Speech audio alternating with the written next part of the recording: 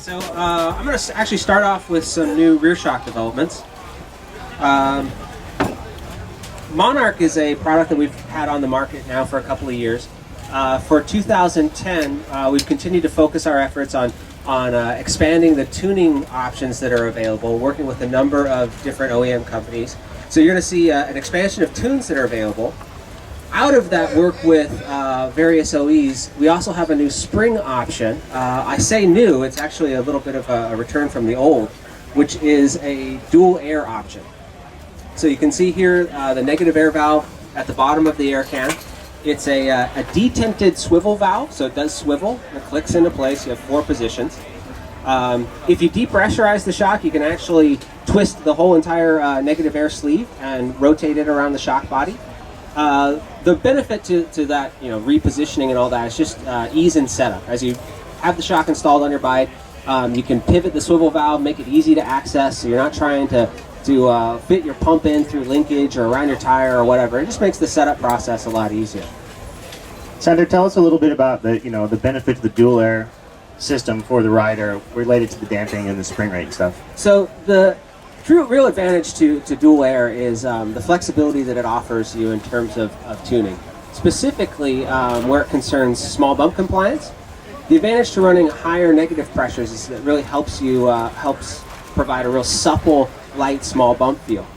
Now, without the flexibility of dual air, you're always looking at trying to balance your air spring pressures with your compression damping. You don't want to have too much compression damping because it's going to start affecting your small bump ride, but you don't want to have too little compression damping, then you start crashing through the travel. So with the dual air system, you're able to run higher negative pressures, which really improves your overall small bump ride. So you have a real good supple bump initiation. But you can run more compression damping to help control mid and higher speed inputs. So it just gives the rider that much more tuning flexibility and can overall improve the ride performance of full suspension bikes.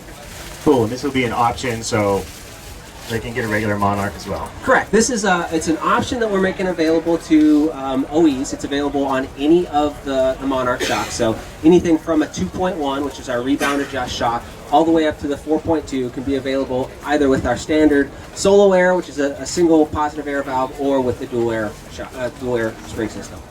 So we have a new Ario for 2010. First thing you can see is it looks very similar to Monarch. Where we're targeting Ario is to what I call the mid-range of performance bicycles. So we're talking about retail price points of probably $1,000 and up. So obviously there's a huge focus on lightweight for components for these bikes. The Monarch chassis made great sense in terms of a place to start with. So you see same type of damper body, same type of air can diameters. In fact, Ario shares a number of common parts with Monarch. Now, I mentioned that this is intended for the mid-range of performance bikes, so obviously we had some price pressure on this. What we've done with the Ario development is really tried to focus on maintaining the same type of ride characteristic that you get with Monarch, but we took away some of the bells and whistles type of features.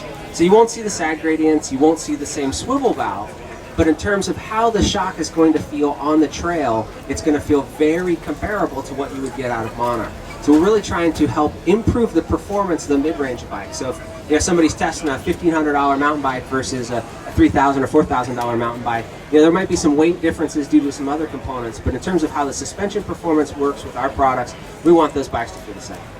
So Sander, related to Ario, it also has some specific performance features dedicated to itself. Sure. And I'm going to run through the Ario product line. We'll have what we call the Ario 3.2, which features a on and off lockout, a rebound adjustment, and a positive air pressure. Now, the on-off lockout is something that we focused a great deal of development effort towards. Ario has always had a lockout. What we are trying to do with the lockout there is really the best way to put it is make it a light switch for your bike, so that when you flip the switch, you push on the saddle, which is what the consumer is going to do to test the lockout. We want to make sure it's real firm and solid. At the same point, we have to be concerned about the performance of that product on the trail. So it has to be able to blow off and blow off safely. For us, that meant a lot of time balancing the low speed thresholds, the high speed thresholds, how it's going to perform in all those situations. The point to that is It's going to be something that the consumer can relate to in the shop really easy. It's a real good point-to feature for the dealer when they're selling the bike. It can add a great deal of efficiency to the bike. You can always flip the switch, turn it into a nice open and responsive suspension bike. Awesome. Next in the line is an Ario 2.1. Very similar to what you'd see with the Ario 3.2 in terms of the overall chassis. You lose the lockout. It's a single rebound adjustment.